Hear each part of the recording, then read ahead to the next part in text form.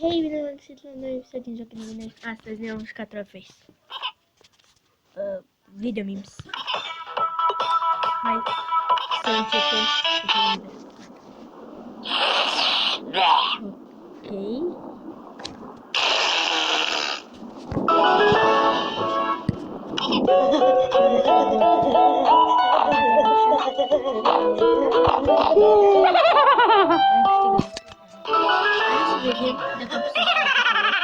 Vedem dacă am pus mai degrabă am mai jucat cu nivelul ăsta. Unul pentru tine, unul pentru mine. Unul pentru tine și două pentru mine ca să mai șmecher.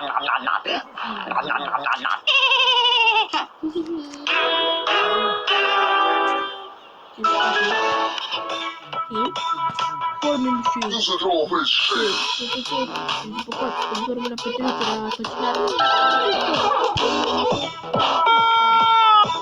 Ok.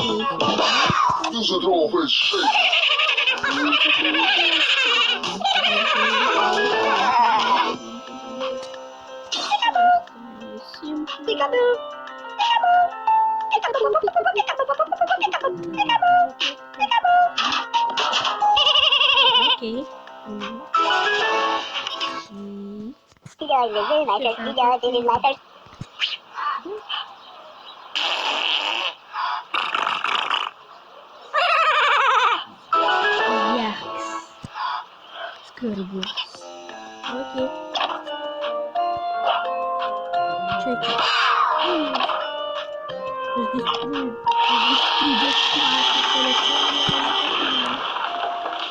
Ok. Mă tăstici.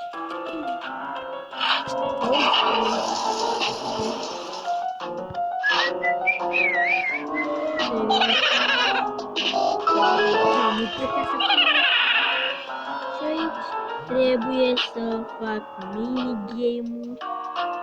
Minigames. Hai să facem minigame-uri.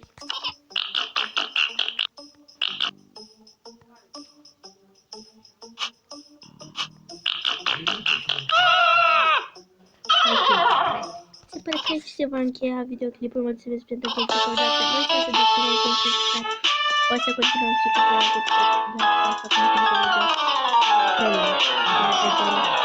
Pa!